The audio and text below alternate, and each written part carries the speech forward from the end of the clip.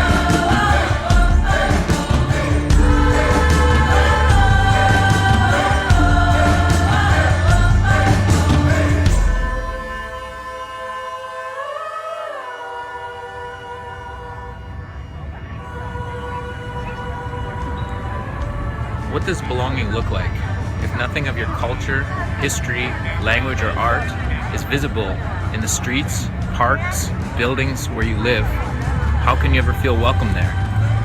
The Indigenous Placemaking Council seeks to restore Indigenous presence to Canadian cities, towns, and communities.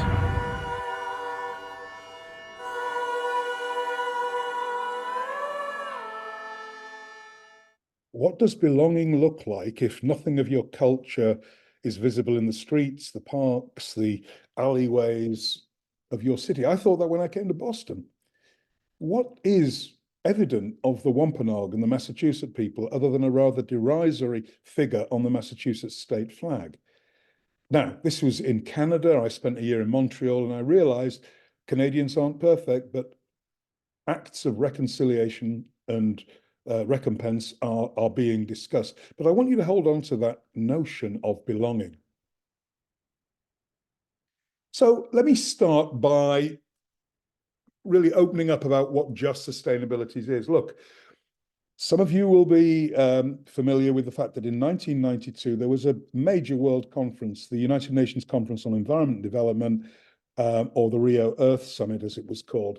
And what came out of that was a global agenda for sustainable development. And then there was one chapter in the plan called Local Agenda 21, where local governments were asked to do their bit for bringing stakeholders together around sustainability.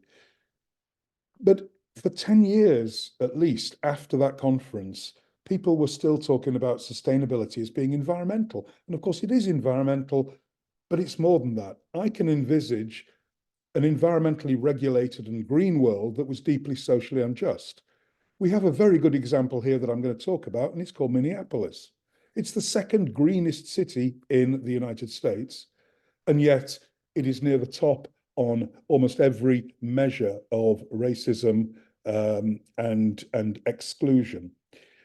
Green does not mean social justice. It can, but it doesn't. In and of itself, it does not mean social justice. So this book really took an explicit focus on the relationship between equity and justice and between environmental quality and human equality. Remember, back in the day, Friends of the Earth, Greenpeace, all those green groups were doing all their work, but they weren't talking to social justice groups. There was ne'er the twain shall meet, in a sense. And we were arguing that you know, sustainability can't simply be seen as a green issue, important though the green aspects are. But what we were arguing was that a truly sustainable society is one where wider questions of social need and welfare and economic opportunity are integrally related to the environmental limits that are really imposed and we are creeping up on in supporting ecosystems or the global ecosystem. And, you know, when you think about it, if you look around the world, environmental degradation doesn't happen in a vacuum. It's almost always linked to human rights abuses, social injustices, whether we're talking about the Amazon, the Congo Delta, the Niger Delta, Central Australia, the Kamchatka Peninsula, wherever in the world environmental degradation and despoilation is happening, it's always related to human rights and other social abuses. Now, I'm an academic. I don't usually advertise other people's books, but I'm going to do in this session. I want you to take a look at this book, The Spirit Level, Why Equality is Better for Everyone. Two British researchers, they looked at 40 years of data from about 120 countries around the world, and they found this. It's not poverty, it's inequality that is literally killing us. And they found that the greater the gap between rich and poor in a nation, the more social problems, from teen pregnancies to high school dropout to domestic, you name it. Inequality increases social malaise. But they did something really interesting.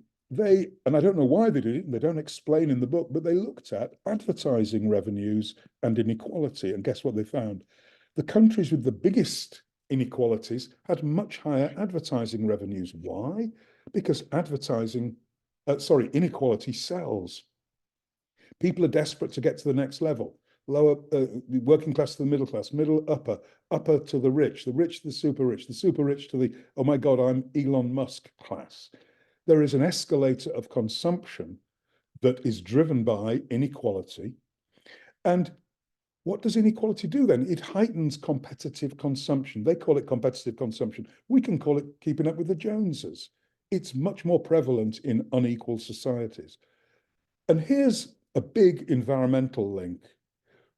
What are the characteristics of those high consumption, competitive consumption societies? They have high carbon footprints. Competitive consumption drives our carbon footprint. So inequality gives us competitive consumption, gives us higher carbon footprints. Inequality is a driver of climate change. And until we really understand that and realize that climate change isn't an environmental issue, it's a human addiction to a behavior issue, then we're not going to make that much progress. So I think if we want to understand sustainability and just sustainabilities, we really have to look at human equality and environmental quality, not separately, but together. Now, my introducer defined just sustainabilities, and I want to separate out 4 conditions, if you like: improving our quality of life and well-being, meeting the needs of both present and future generations, not just future generations, like some sustainability definitions would have it. We need to think about justice and equity very broadly, not simply in terms of procedural justice and, you know, the ability which is built into most laws for the public to have comment, but we need to go back in the process. And I want to focus here on recognition. Recognition is a very, very important precursor to justice. If we do not recognize the rights to be of certain groups in society, how can we ever have a form of reconciliation or even further down the line, reparations, if we do not recognize these groups? And of course, the best example of the last 5 to 10 years of a cry for recognition is Black Lives Matter, Me Too, Say Her Name, all the indigenous cries for recognition. This is really important. Again, if we don't recognize the rights to be of these groups, how can we ever do justice by them? And then all of these 3 conditions need to be done within the 4th condition, living within ecosystem limits, the so-called One Planet Living criterion. I want to pat myself on the back and just say that just sustainabilities, both underlies and predates Kate Raworth's brilliant work on donor economics, where, as you can see in the chart there, she talks about the ecological ceiling. We must not bust through the ceiling. We must not exceed, but of course we are. But I think the thing for you as social workers is that social foundation. It's no good to say, oh, we can't destroy the environment. We're destroying people's lives. So the social foundation says we must not let people fall below certain norms. But again, we are. Now, the space then between the ecological ceiling and the social foundation is what Kate calls the safe and just space for humanity. That is just sustainabilities. And of course, in 2015, the UN came out with the Sustainable Development Goals, moving a long way from where they were in 1992 to give us 17 goals, which look at women's rights, LGBTQIA rights, anti-racism, anti-capitalism. They look at a whole range of issues. So I'm pleased to see that the UN has come up to date with a very broad definition of sustainability. Now, I want to just go through 4 preconditions that I see for just sustainabilities in urban areas. The best definition of urban planning that I've ever come across is by Emeritus Professor Patsy Healy from Newcastle University in the UK. Urban planning is managing our coexistence in shared space. What a fantastic and simple and evocative definition. Managing our coexistence in shared space. So whether we're talking about environmental, transport, housing, or any other conflicts, it reminds us really that we need to coexist and share space on this planet with people who are increasingly different from us. In fact, we live in what geographers have called cities of difference, and they are becoming increasingly diverse and different. How do we live in cities of difference? How do we as urban planners plan in cities of difference? How do you as social workers do your work in cities of difference? This is really important. Gone are the days when we could say, oh, we need to consult the public. There are multiple publics out there, folks, and we need to be competent in reaching out and working with them. Second, we need to move away from racial planning, segregationist planning, which I'll talk about when I talk about Minneapolis, to reparative planning. What would reparations look like under urban planning? One very good example from the Biden government at the moment is freeway removal. Remember where freeways were built. Remember who funded the freeways, the federal government, who decided where they were going to go, localities, towns, states. But they all went through black, brown, and disadvantaged neighborhoods. Removing highways, removing freeways is an act of reparation. This notion I mentioned earlier, the relationship between belonging and becoming. People in my area, urban planning, in sustainability, they're all about dreaming about what cities can become. And we as urban planners have always been dreamers. Ebenezer Howard and the Garden Cities movement. These are good things. We need to keep dreaming. We need dreamers. But one of the things we do need to do is to recognize if we keep dreaming without thinking about belonging, we're going to have elite dreaming about what cities could become. We need to think about, recognition, reconciliation, difference, diversity, inclusion. We're too quick to put people on a plane from Florida and send them up to Martha's Vineyard. We're too quick to put people on buses from Texas and send them up to New York. We're too quick to put armrests on benches and make people think that's nice. The council's done a nice thing. No, it's to stop homeless people sleeping on them. We're very good at disbelonging people. So that's going to be a theme that I'm going to come to more and more. And the final point before I go into some of my case studies, the Congress for New Urbanism talks about human-scaled communities. And I agree with human-scale communities, human-scale planning, but I want you to put an E on the word human. I want humane-scaled planning, humane-scaled communities, planning for human dignity, planning that inculcates empathy, planning that facilitates our coexistence in shared space. So 3 examples: spatial justice. How do we allocate rights in urban spaces and places? the Minneapolis paradox, as I call it. How does one of the most green, liberal cities in the US end up as the epicenter of our current introspection over structural racism? And then, hopefully, I'm going to get time to get right through all of this. Food justice. What is local food? We're obsessed with local food. What is local food in intercultural societies? What if the Ghanaians in Maryland want to eat Ghanaian food? So let me start then with spatial justice. So social justice says that life chances should not be distributed along class, race, gender lines. Spatial justice says they shouldn't be distributed geographically.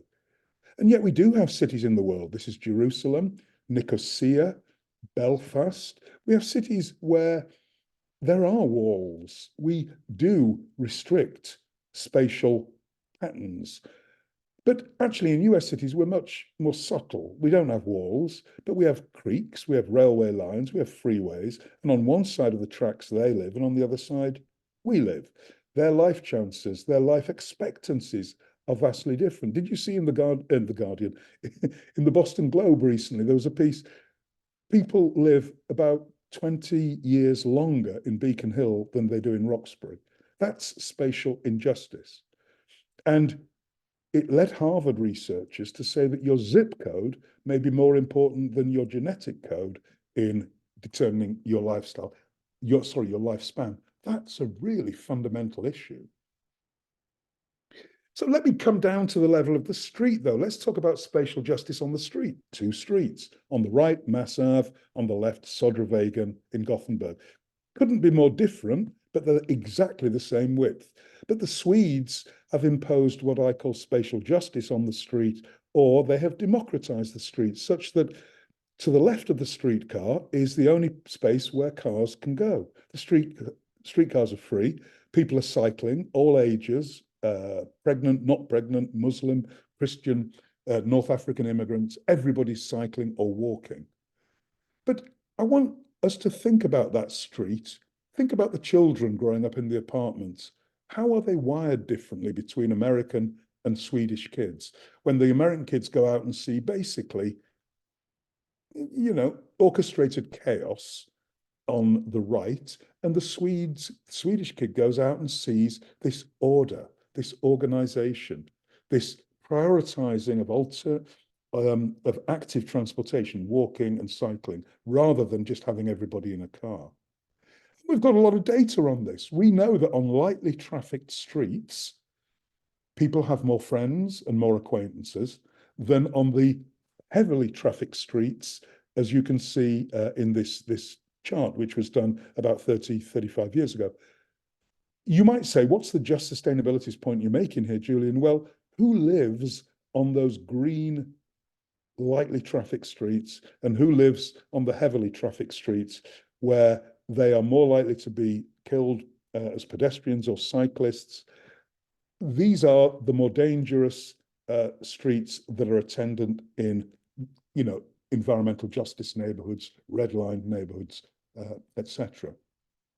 But, we've got some good news in the US. And, I didn't agree with Mayor Bloomberg, ex-Mayor Bloomberg of New York on many things, but he and his transportation commissioner and the Copenhagen architect Jan Gehl really rethought streets. And you can see on the top left, that's pre-Times Square changes, but that's when they were looking at, what would the public think of changes in Times Square? On the bottom right, you've got Broadway outside of Macy's.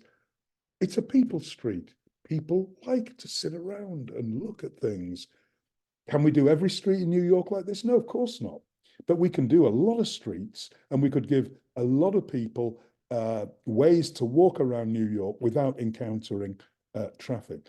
But the other thing I want you to think about in this slide is that good urban planning, sustainability, is about what is possible, not what is probable. If we keep doing the old stuff that we've always done, we're never going to get to this. We've got to do urban planning as being something that is possible, and we've got to make our dreams actually implementable. I did mention how we're very good as urban designers and planners at inculcating spatial injustice, at defensive architecture. On the left, top left, the little studs we put to stop kids skateboarding. Center, upper, again, the benches with armrests to stop people sleeping on them. The most egregious are the studs that somebody, some urban designer, some architect, put those studs there to stop homeless people sleeping. You've all been to railway stations and bus stations where there are spikes to stop pigeons landing. What's the difference between those spikes and the ones that the pigeons are pronged with? Again, my point about humane scale planning, this is undignified, this is unethical, and it's downright divisive and offensive to many of us. The bottom right, you'll see the rich door, poor door story.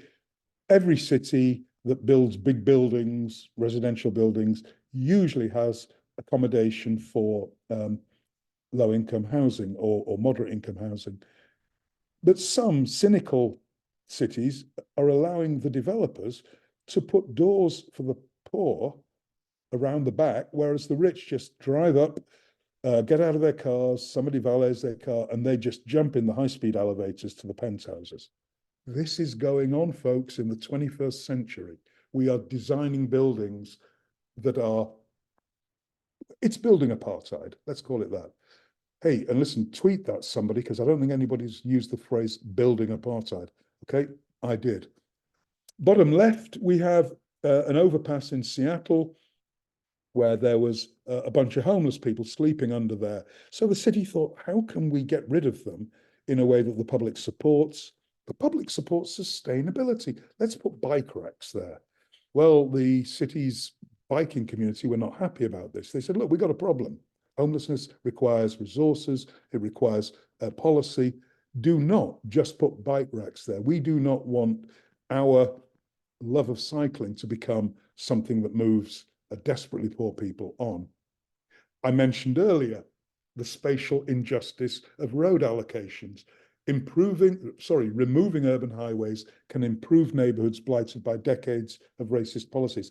But, and here's the big but, what do we put where the freeway was?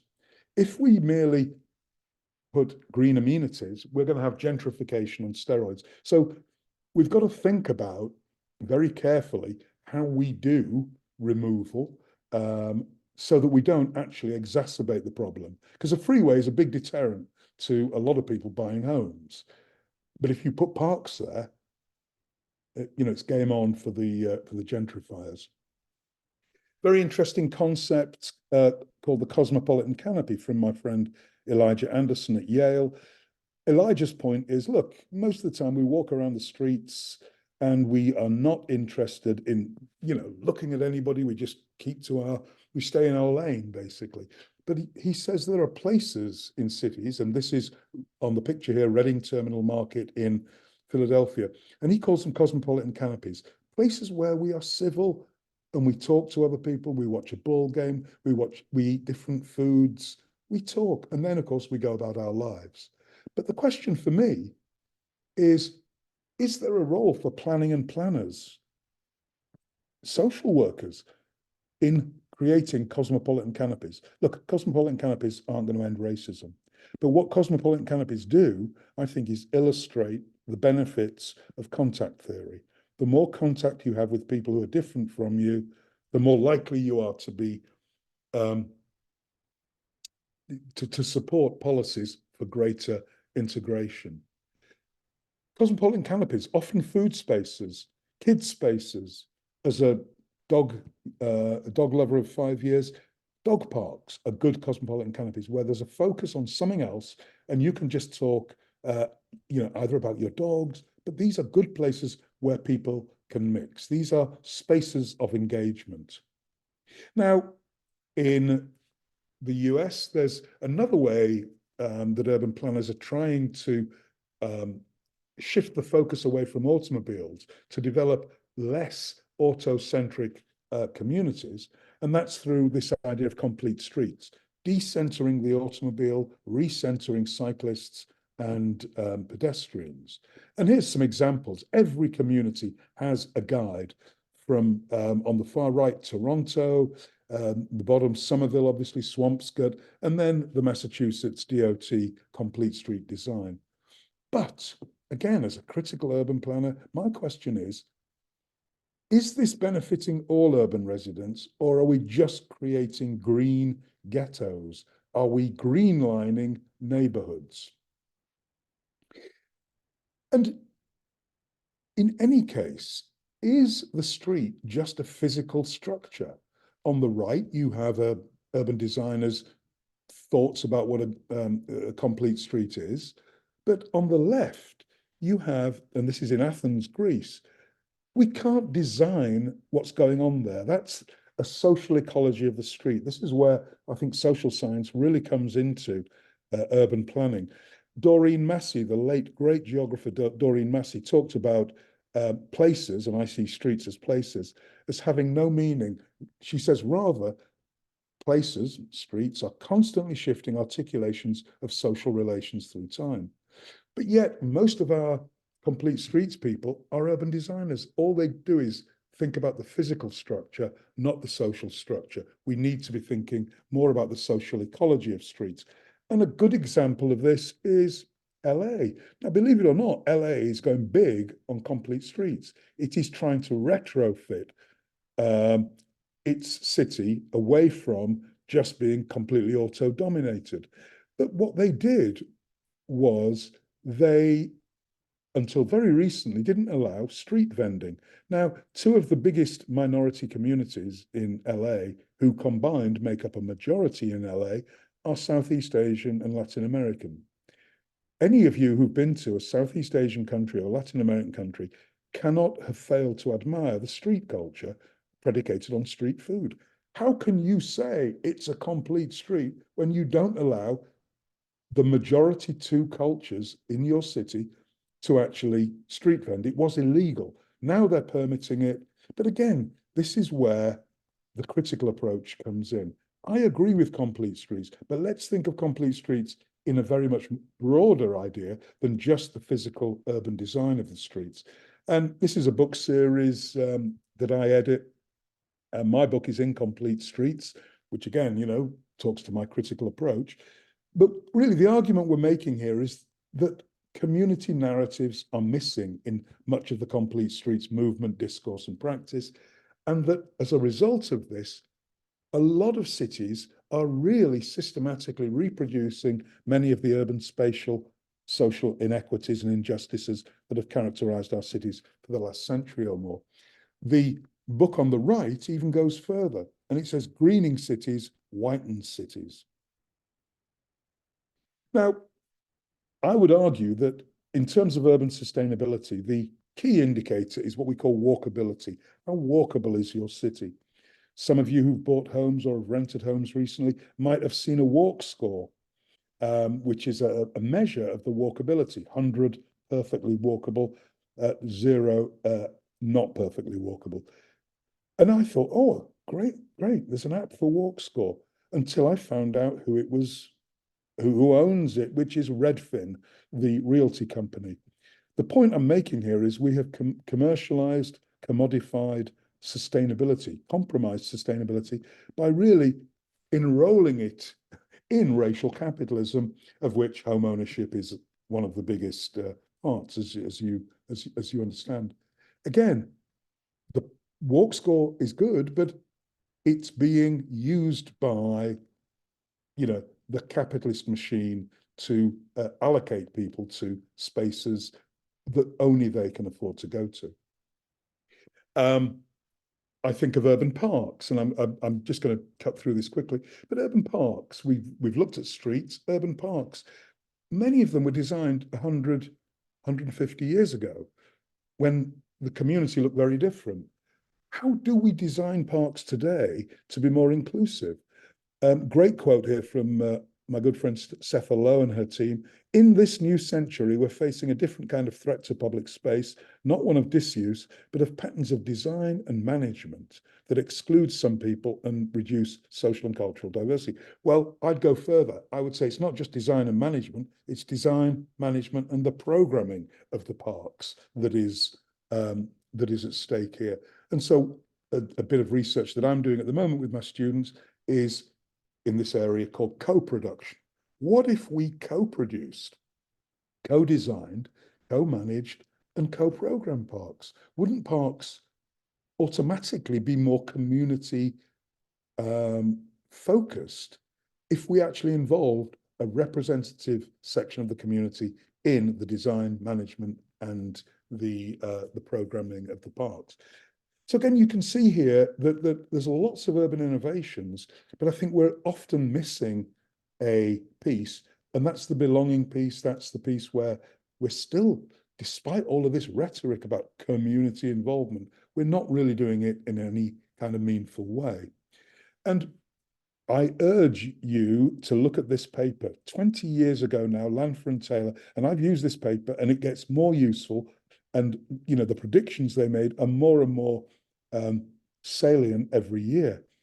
The lack of engagement of more recent immigrants in Friends of the Park organisations and other environmental groups has led to concerns that while Olmsted's vision continues to resonate with a great many Bostonians, it may not resonate with those who will decide Boston's future. Well, it's happened. We've made the break from the old white men, and we now have a young a Taiwanese American mom whose kids are in Boston's public schools. The politics of Boston and the politics of the Friends of organizations are, I'm not saying that, there's anger or any animosity between them, but the people look very different. These Friends of organizations are largely peopled by more elderly white people who are incredibly well connected and can bring in shed loads of money. Ain't nothing wrong with that. But how do we diversify these Friends of the Esplanade, Friends of the Park, Friends of the Harbour? They're always PLUs, people like us. That's how you get onto those boards. What are the implications of these groups of people in a changing Boston? We need to be thinking about that. Now, I was thinking about belonging, engagement, immigrants. In many ways, immigrants are finding spaces and places themselves. I think one of the reasons that place is so popular with us Latinos is because of the willows. Willows in Guatemala are very common. They grow beside rivers. People like Herta Park in Alston because it looks like home. People want a home experience. I call this landscape links. And I've noticed it both in the UK and in the US, that immigrants go to places that feel familiar.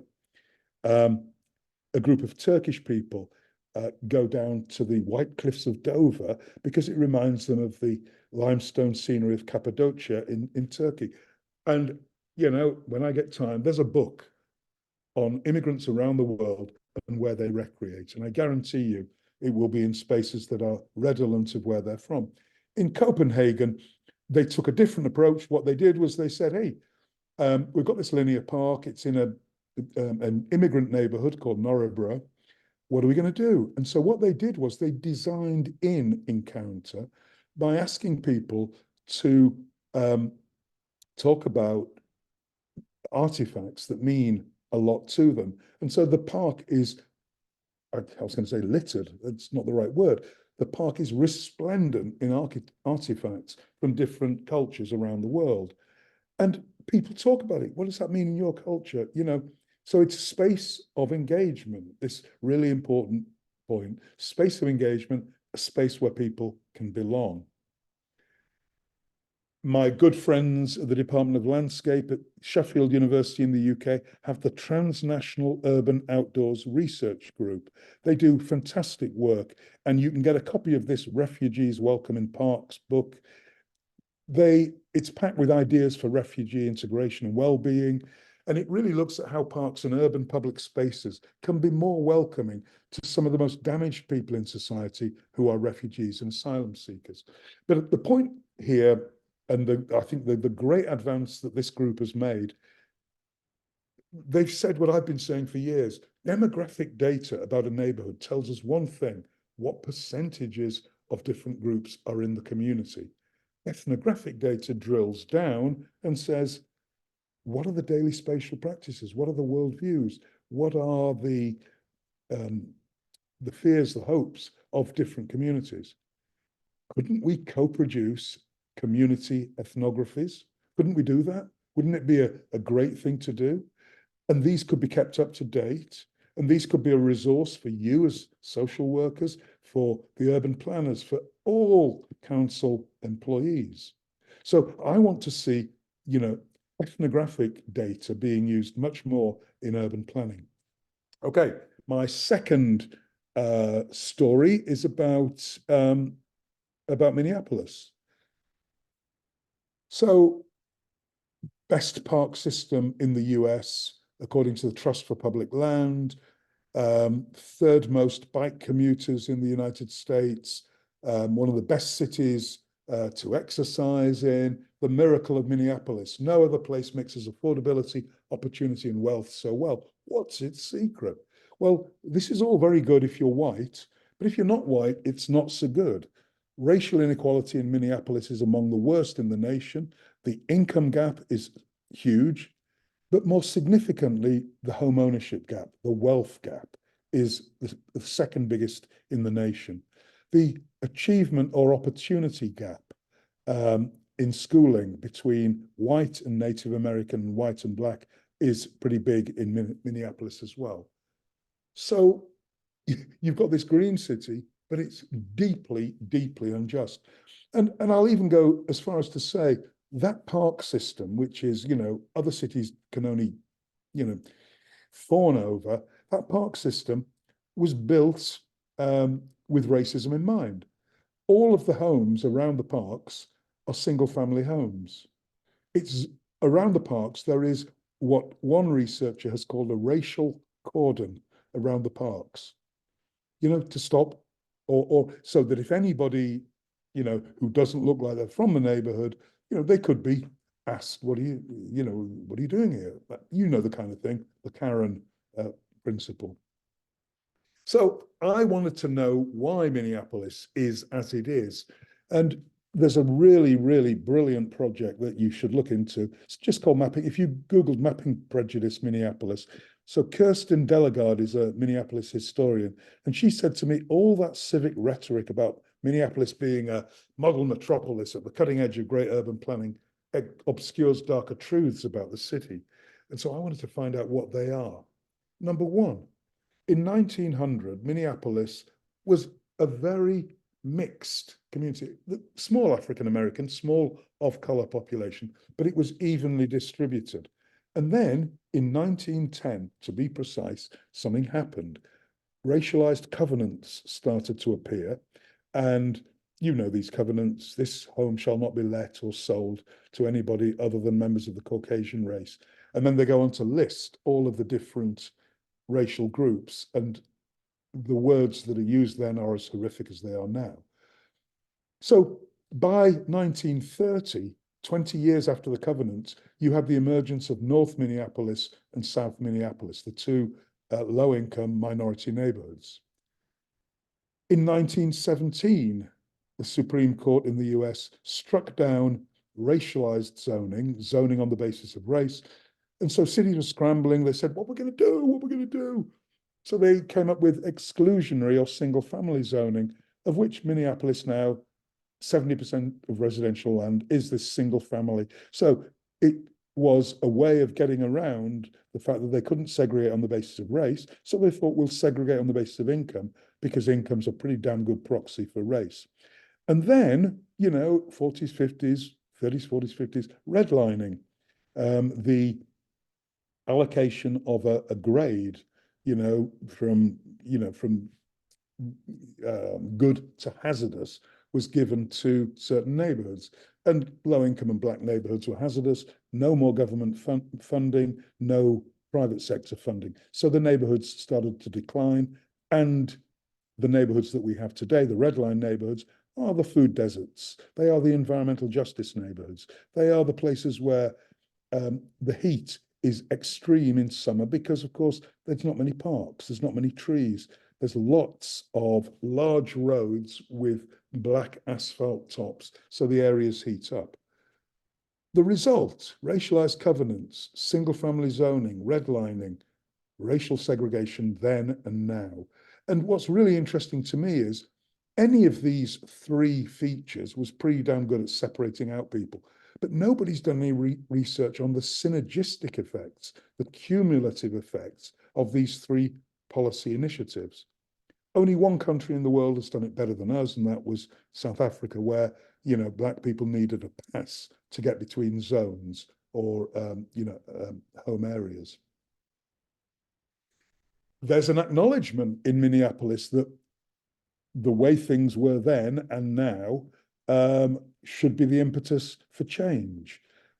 I call it urban planning is the spatial toolkit for articulating, implementing, and maintaining white supremacy, and we can do something about it. So what is Minneapolis doing about it? Well, it was the first large US city in 2018 to vote to allow duplexes and triplexes on single-family zoned land. They've got a good inclusionary zoning policy.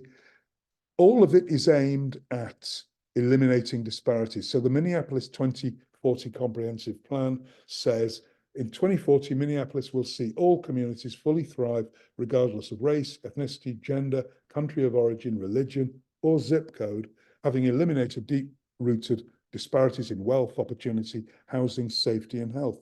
That's a good goal. They've got 16 years. Are they going to do it? Further in the plan are 39 policies that relate to this goal: environmental justice and green zones, park design and programming, freeway remediation, and lots of others. So the plan is, I think, a good move towards just sustainabilities. But of course, a plan is a plan until it's implemented. Let's see, and I'm going to be monitoring Minneapolis over the coming years. The final piece that I wanted to put in was about food justice. And again, another little book opportunity here.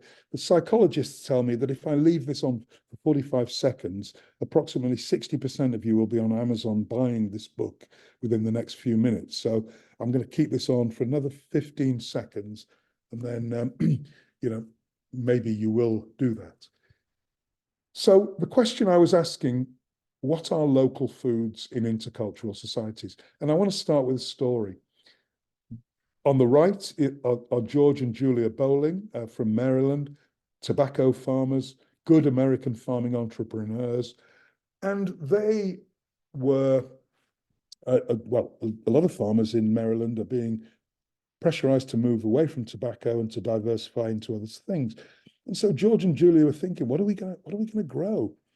And then they heard that there's like 150,000 Africans in the DC metro area who want to eat African food.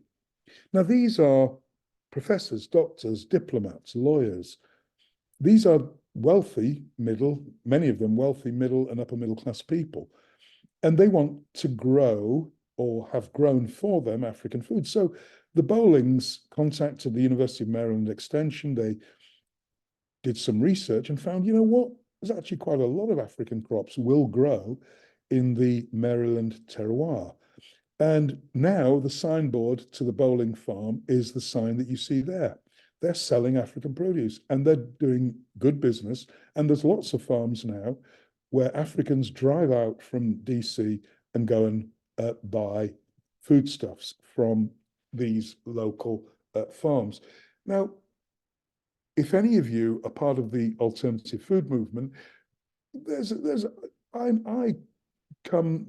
a little at odds with them in many ways, because a lot of people in the alternative food movement say, oh, no, you can only grow local foods here. But what is local? I'm a geographer. There is no such thing as local. It's a relational thing. It's whatever we decide it is.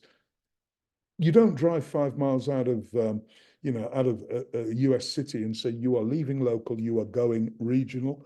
There is no, local is whatever we want it to be. And so there's a move now within food justice to say, well, local isn't necessarily a geographic phenomenon. Maybe it's a cultural phenomenon, and that people believe local to be, what their culture says it would be. And if we're growing local foods here, then these are local foods. In San Diego, there's a large Filipino community. And when asked, they were insistent that Filipino food is local food. We grow it in our yards, we eat it in our restaurants. And what this paper, I think, makes clear is that there is a translocalism here. People bring with them their own local. The Guatemalan who went to sit, or the Guatemalans and Latinx people who go and sit by the willows, the Africans in DC driving out to Maryland, the Filipinos in San Diego, they're bringing their own local with them. And I think this is a really important point, I think, and I'm sure you social workers are familiar with it, that people don't, people come here to be American in many ways, but their own locale, their translocal is always present with them. It's deep part of culture. Let's go up the road to Vancouver. There's 20% of farmers in the greater Vancouver region of Canada are Chinese Canadians. And because of anti-Chinese racism in Canada, yes, Canadians, you can be racist too. Because of anti-Chinese racism in Canada and Chinese entrepreneurialism, they've decided, these farmers, we're not going to use the farmers markets that are already there. We're going to create our own farmers markets. So there's a kind of parallel network of, largely white farmers markets and Chinese farmers markets. Now you can say this is good or bad, but it's happening. It's real.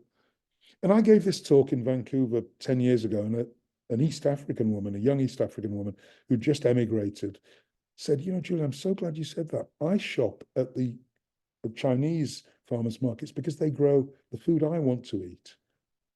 Isn't this the land of the free? And aren't we free to do the things that we want to do? This is just another way that the alternative food movement needs to reorient its thinking around what local food is, what farmers markets are. Maybe farmers markets are more appropriate if they're done through cultural ties. I always get a chill down my spine when I think about this particular example I'm going to give you here. These are two women from Oaxaca. They were farmers at the long lost and lamented South Central Farm in LA. It was the biggest urban farm in the United States. 96% of farmers were from Latin America. I planted this garden because it's a little space like home.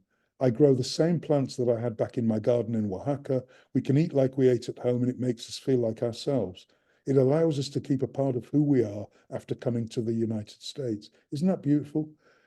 So it's not just eating culturally appropriate foods. They are creating the garden to be redolent of their garden in Oaxaca. And you can see here, you can see the fence, the traditional, fence, but you can also see the prickly pear cactuses that are field boundaries in Oaxaca. So they've recreated, as best they could, their own place.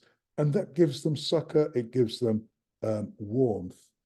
There's a whole movement now, what I call refugee agriculture. And this is New Roots Farm, but you can go to Lowell, Mass, and Tufts, and a local nonprofit run what's called New Entry Farms. And again, a lot of Laotian and Cambodian people are using that. So these 50 farms across the United States are, in a sense, intercultural learning centers.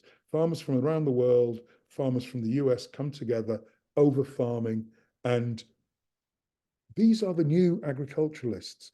Yes, the Scandinavians, the Dutch, the Germans 200 years ago, but your farmer today is more likely to be an immigrant who gets a first footing at a place like this. Just another quick book opportunity here, The Immigrant Food Nexus, Borders, Labor and Identity in North America. In 2016, Trump was talking about kicking out all illegal immigrants. he hadn't any idea what that would do to our food system. The food system would collapse. Now, I don't think we should keep undocumented illegal immigrants just to work in the food system, but the piece I wrote for the Boston Globe really elicited a huge response, and it finally became this book. We have to recognize that our food system exists on the underpaid and food insecure labours of a lot of people. So this is, if you're interested in that, this book might be interesting for you. I was on Mayor Wu's transition team, and my food justice class helped in writing this report. This is by far and away the most advanced critical analysis of urban food systems of any city in the US, bar none. Food justice means racial justice, demanding a clear-eyed understanding of how white supremacy has shaped our food systems nationally and right here in Boston. I urge you to go and take a look at this report now. Admittedly, it was written when she was candidate Wu, but it's still worth a read. It is amazing in that it looks broadly at public health, small businesses, economic justice and workers' rights, closing the racial wealth gap. It's not just about food. And I think this is another message really from this 45-minute presentation.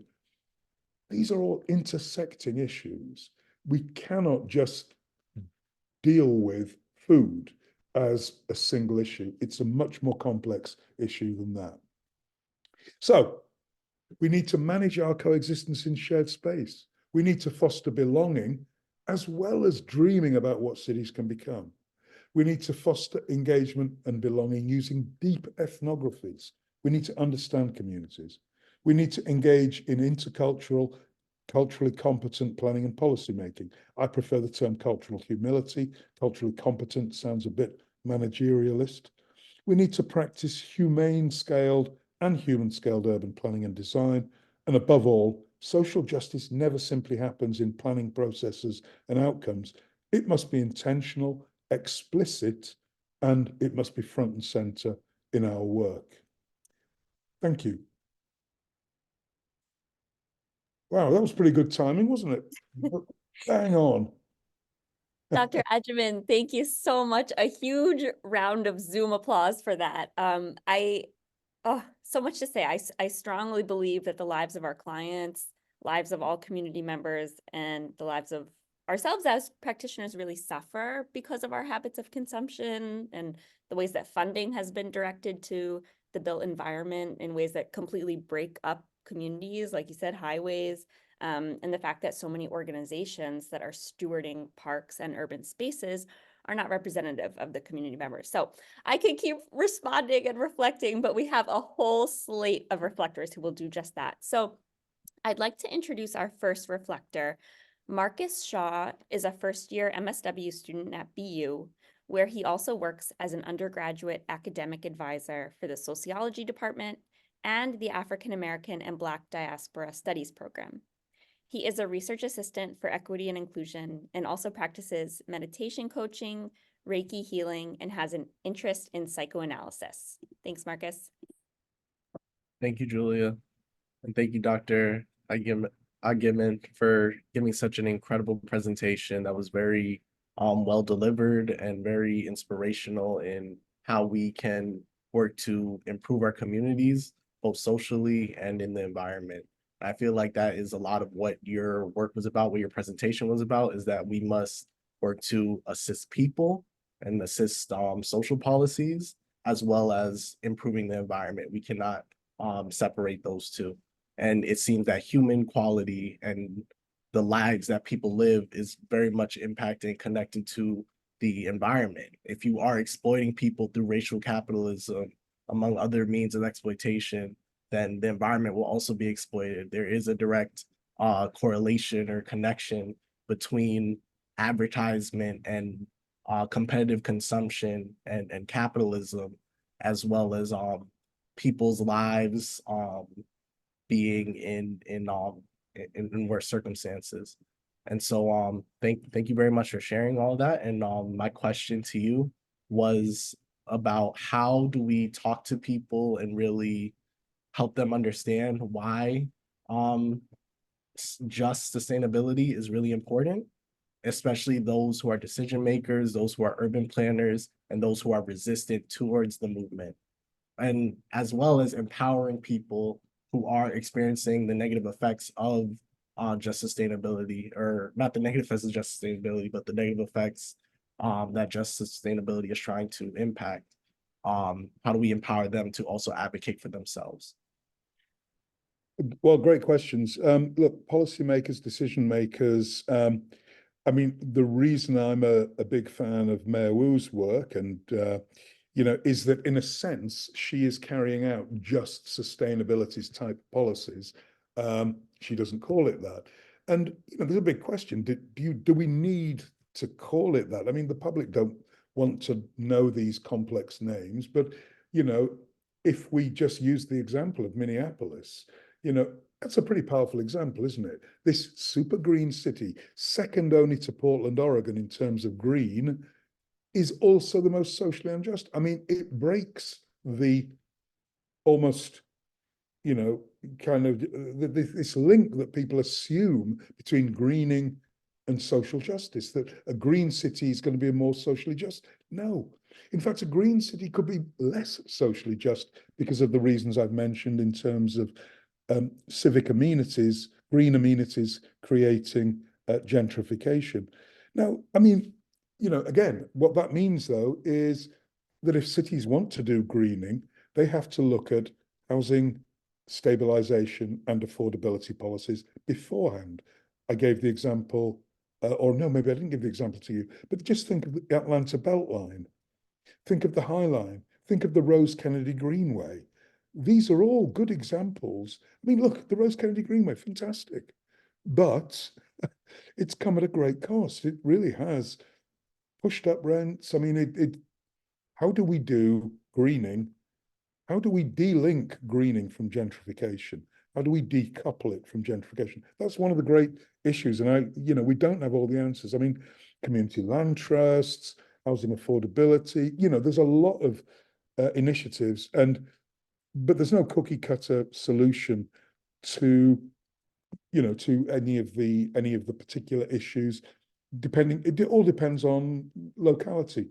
One guy has suggested using what he calls patient capital, meaning capital that's going to stay around. A lot of gentrification and a lot of condo building now is money that we don't know where it's coming from. It's just investment money. And back in the day, in the 80s, people have told me gentrification was so much more easy to deal with because we knew the developer, we knew where the money was coming from. Well, patient capital says, let's get our credit unions, our banks, let's get local institutions funding these projects, because they don't want the immediate return that some of this international capital wants. They want community and they want their money, but there's got to be a better way. So patient capital, I like that. Community land trusts. And there's many, many other ways of, curtailing gentrification. But Marcus, the, policymakers, I mean, think about a mayor. You've got gentrification on steroids in your city. You're going to make a lot of money in extra taxes. Do mayors really want to stop gentrification? This is something I'm beginning to think about now. I mean, they might make all of the protestations they can, but do they really want to stop it when, I mean, look at Somerville. I mean, Somerville, I live in Cambridge, we've got shed loads of money from Kendall Square. It keeps, it keeps prices, well, it keeps taxes down in Cambridge, but what it doesn't do is necessarily create more affordability. If Cambridge can't do it, and Cambridge puts a lot of money into affordability, then who's going to do it? Somerville, similarly, gentrification's happening in Somerville. It's providing a lot of money for the taxes of Somerville. Is the mayor of Somerville really, really serious about not wanting gentrification? I'm playing devil's advocate here. In terms of communities, working with communities, I think the key here is that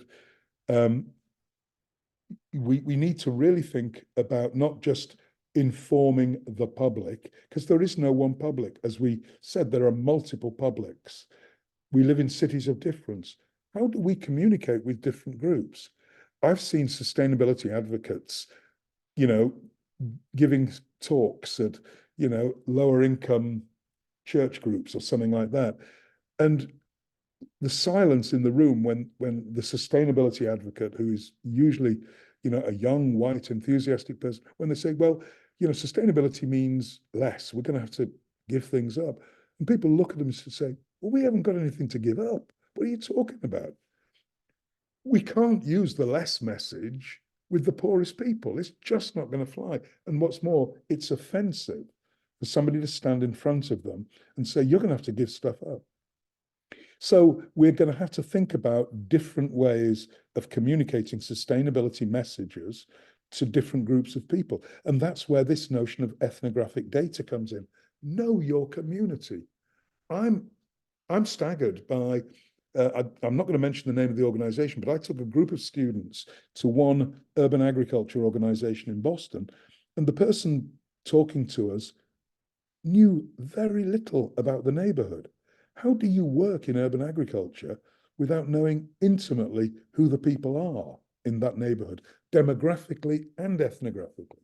So this is where I think a lot of research needs to happen. We have different communication tools, but we have to. Rule number one of communication is know your audience. That's what we've got to make sure we do. There's no one message that is going to fit all. I think we've got time for one more question, have we? Oh, sorry, one more. Yes, exactly. Thank you, Dr. Agyeman.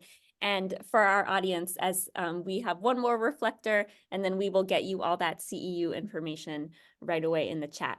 So our next and final reflector is Ashley Shen, a 2023 graduate of BUSSW. She is a therapist and facilitator whose work centers the emotional and political realities of people of color. She holds a BA from Tufts University with a focus in ethnic studies and clinical psychology.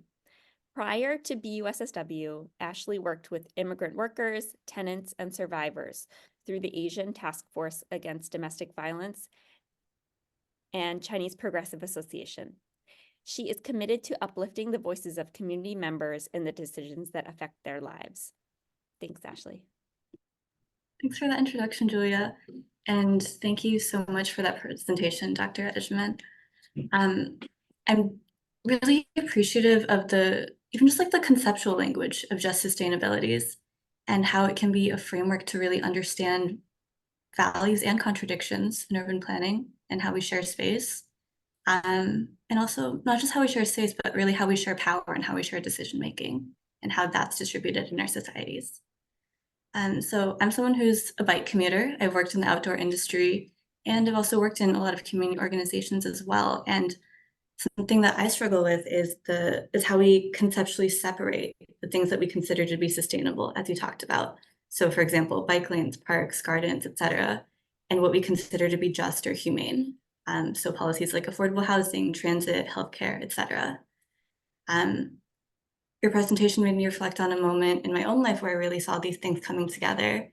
And that was immediately as the COVID pandemic was hitting the US, and how many of our community organizations at that time saw a big influx in funds. And I think really the will to imagine and implement what community care could look like. And so one project that I had the opportunity to support through the Chinese Progressive Association was one where local restaurants were able to use their supply connections, use their staff to curate and deliver culturally appropriate grocery boxes to elders. And that project has morphed over time, due to funding constraints, the sudden drop off in funding now that COVID is quote unquote over. But I always think about that as a moment where we really got to dream about what is possible and not just what is probable. And so the question that I have for you is, can you plug one opportunity locally that you're excited about that expands just sustainabilities? Well, yeah, let's continue the COVID moment. Again, awful though the pandemic was, and it illustrated again these deep inequalities in our society.